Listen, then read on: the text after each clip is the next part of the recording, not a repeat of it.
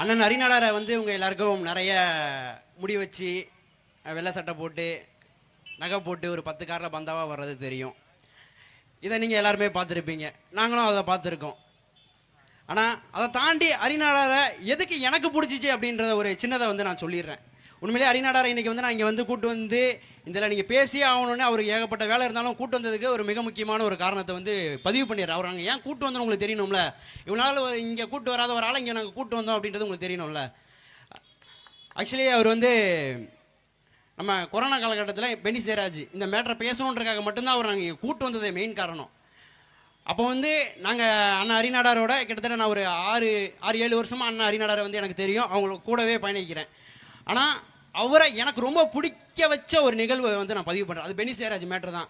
அப்போ வந்து கொரோனா காலகட்டம், அந்த டைமில் வந்து வீட்டை விட்டே வெளியே போகிறதுக்கு அனுமதி கிடையாது. வீட்டை விட்டே வெளியே போகிறதுக்கு அனுமதி கிடையாது. நாங்கள் அப்போது தமிழ்நாட்டிலே கிடையாது. இந்த மாதிரி ஒரு வியாபாரி வந்து படுகொலை செஞ்சுட்டாங்க அப்படின்றத செய்தியில் உட்காந்து நாங்கள் வந்து வெளி மாநிலத்திலிருந்து பார்த்துட்டு இருக்கோம்.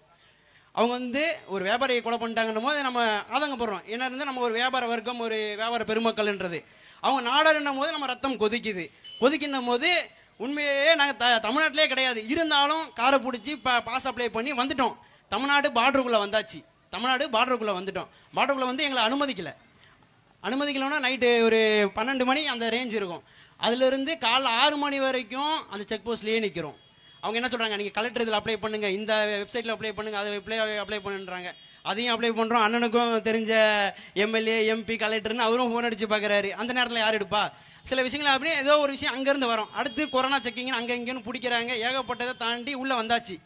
உள்ளே வந்துட்டு உண்மையிலேயே சொல்கிறேன், அன்னைக்கு எதிர்கட்சி தலைவர் ஸ்டாலின் வீடியோ போடுறாரு. இந்த பென்னி ஜெயராஜ் மேட்ருக்கு கண்டனம் பதிவு பண்ணார். இன்னைக்கு நம்ம எம்பி வந்து யார், கனிமொழி அக்காவும் இதுக்கு வந்து கண்டனம் தெரிவித்தாங்க. இது வரைக்கும் அதுக்கு நீதி கிடைச்சிருக்கானா? கிடையாது.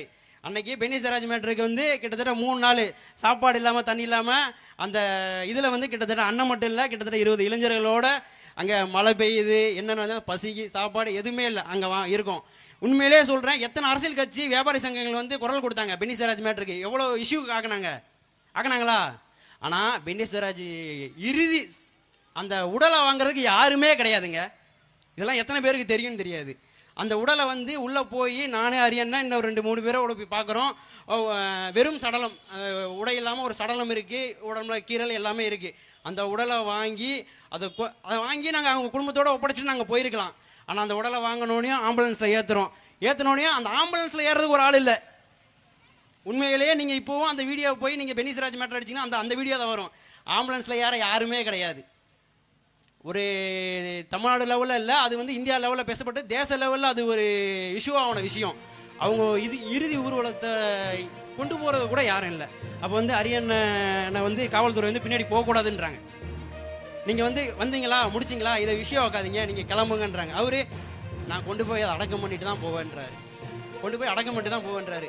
அப்போ இந்த 2 சடலத்தை ஏற்றி வண்டியில் வச்சுட்டு வண்டியில் யாருமே இல்லை. அப்புறம் யாரும் என்ன பண்ண, நான் மட்டும்தான் உள்ளே இருக்கேன். அண்ணன் எல்லாம் பின்னாடி வராங்க. பின்னாடி ஒரு 10 கார் வருது. அதையும் பாதி காரை மறிச்சிட்டாங்க. அப்புறம் அப்படியே மூவ் ஆகி போயிட்டு இருக்கு. அந்த சடலத்தை கொண்டு வந்து வீட்டில் வச்சனோனையும் அரசியல் கட்சிக்காரங்க வந்தாங்க. அப்போ எங்க அப்படியே ஒதுக்கி விட்டாங்க. வந்து ஒரு 10 நிமிஷம் வந்து எல்லாம் கூட்டம் அப்படியே சலசலன்னாங்க. அப்படியே எல்லாரும் போயிட்டாங்க. கடைசியில் அந்த சடலத்தை கொண்டு போய் இறுதி மரியாதைலாம் பண்ணி கடைசி மாலை, இப்போவும் நீங்கள் போய் சமூக வலைதளங்களை பார்த்தீங்கன்னா இறுதி மாலையை போட்டு வந்தார். சரி, அதோட விட்டுலாம்ல. அதுக்கடுத்து ஜெயிலுக்கு போயிட்டு வந்தப்போ வந்து பென்னி ஜெயராஜுக்கு தான் வந்து நீதி வேணுன்றாரு. அப்போது எவ்வளவு ஒரு உணர்வு இருந்தால் அதை வந்திருக்கும். அது இருந்தால் ஒரு இடத்தோட போயிருக்கலாம்ல.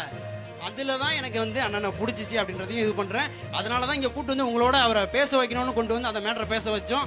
வியாபாரிகளுக்கு குரல் கொடுக்கணும். கோவில்பட்டியில் வந்து வியாபார மக்கள் வந்து ரொம்ப பாதிக்கப்பட்டிருக்காங்கிறதையும் சொல்லி தான் கூட்டு வந்தோம். அதுக்காகவே வந்தாங்க. மறுபடியும் அதுக்கு ஒரு நன்றி.